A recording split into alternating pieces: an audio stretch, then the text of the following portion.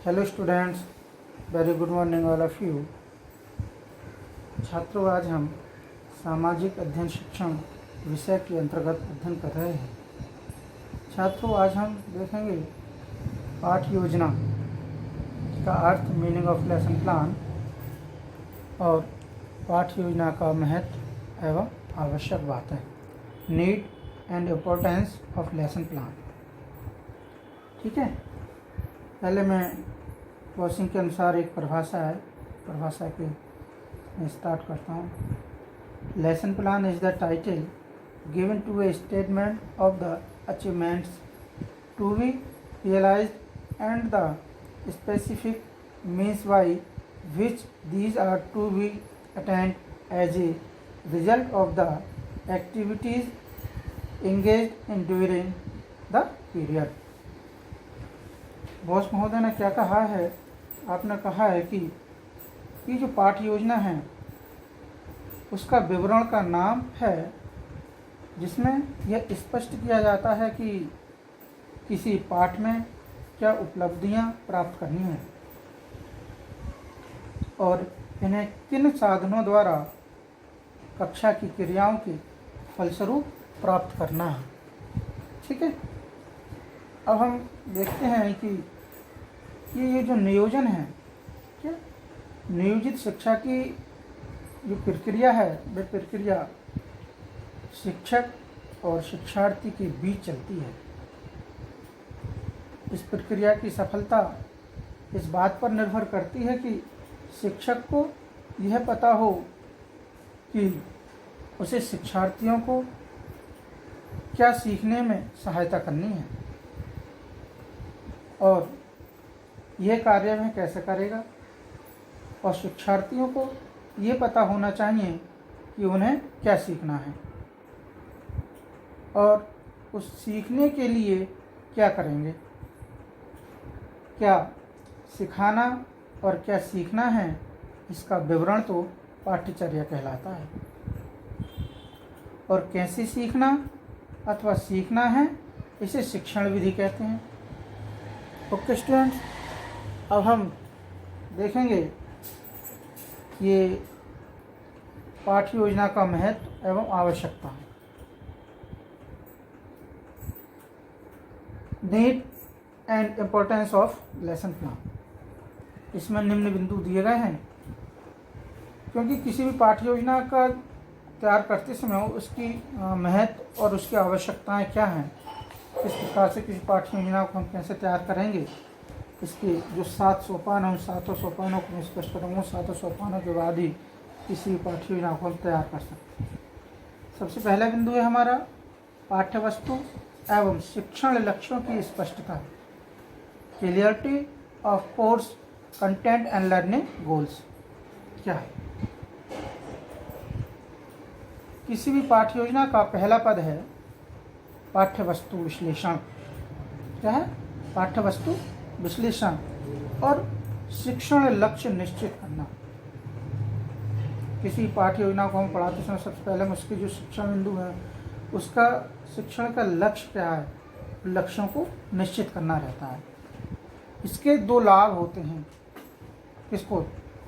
एक तो उसे पाठ्य वस्तु का स्पष्ट ज्ञान हो जाता है, और दूसरा यह कि उसे पाठ्य शिक्षण का लक्ष्य स्पष्ट हो जाता है। ठीक है, नंबर 2।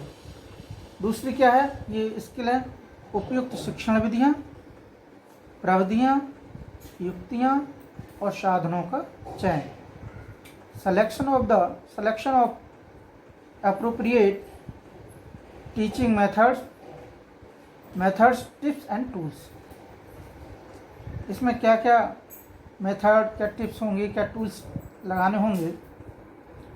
पाठ्य योजना का दूसरा पद होता है लक्ष्यों की प्राप्ति के लिए उपयुक्त शिक्षण विधियों, प्रविधियों, युक्तियों और शिक्षण साधनों का चुनाव करना।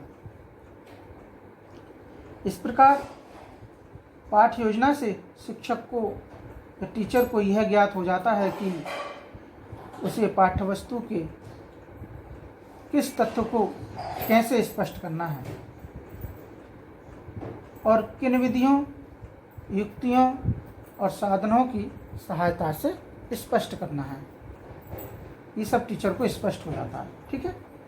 नेक्स्ट है हमारा शिक्षक तथा शिक्षार्थियों के कार्यों का निर्धारण, determination of task of teachers and learners. यानी शिक्षक और शिक्षार्थियों को यह निश्चित हो जाता है कि हमें यहाँ क्या निर्धारण करना है।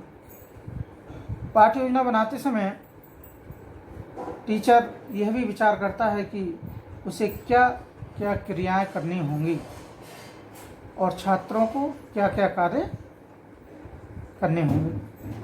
वह अपनी और छात्रों की क्रियाओं में तालमेल बिठाने और संतुलन करने की दिशा में भी विचार करता है। इसके परिणाम स्वरूप कक्षा में दोनों पक्ष क्रियाशील रहते हैं। दोनों पक्ष कौन कौन से हैं? टीचर और स्टूडेंट्स के। ठीक है। नेक्स्ट है हमारा आत्मविश्वास, आत्मविश्वास का विकास, कॉन्फिडेंस डेवलपमेंट। इसमें ये जो कॉन्फिडेंस है वो टीचर और स्टूडेंट दोनों का ही आता है। जब टीचर पाठ्य सामग्री का स्पष्ट ज्ञान कर लेता है, उसे स्पष्ट करने की विधियों पर विचार कर लेता है और उचित साज सज्जा के साथ कक्षा में पढ़ाने जाता है, तो उसमें बड़ा आत्मविश्वास होता है। अगर वह एडवांस तैयारी करके जाता है तब उसका जो आत्मविश्वास है वो आत्मविश्वास दिखता है। अध्यापक का आत्मविश्वास उसे प्रफुल्लित बनाए रखता है। ठीक है। नेक्स्ट है हमारा बच्चों की शंकाओं का समाधान, सॉल्यूशन ऑफ चिल्ड्रंस डाउट्स। जो छात्रों की शंकाएं होती हैं, शंकाओं के समाधान के संबंध में जब टीचर कक्षा में पाठ की पूरी तैयारी करके जाता है तो उसके विकास की, उसके मस्तिष्क में पूरी रूपरेखा बनी होती है और उसमें आत्मविश्वास होता है। तब कक्षा में बच्चों की शंकाओं का समाधान भी संभव होता है। जो अध्यापक जो टीचर बच्चों की शंकाओं का समाधान नहीं करते, उनसे उत्तम शिक्षा की आशा नहीं की जा सकती। ठीक है। नेक्स्ट है हमारा समय और शक्ति का सदुपयोग, utilisation of time and power. पाठ्य योजना बना लेने के बाद टीचर को भटकने की गुंजाइश नहीं रहती है।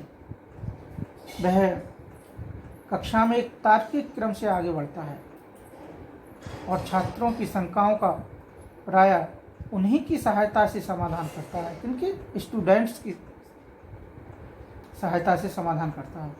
इससे कम समय में अधिक कार्य होने की संभावना बढ़ जाती है। लास्ट है हमारा मूल्यांकन संभव।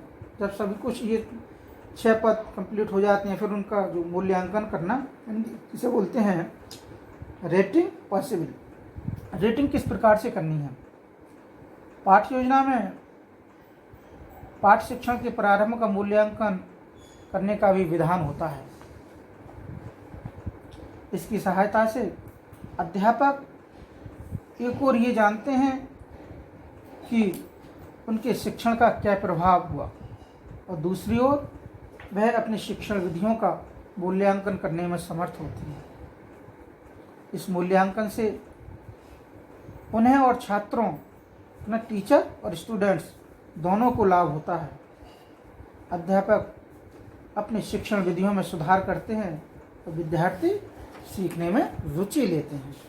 तो छात्रों, आपने देखा आज पाठ्य योजना का जो महत्व है एवं इसकी आवश्यकता है, need and importance of lesson plan.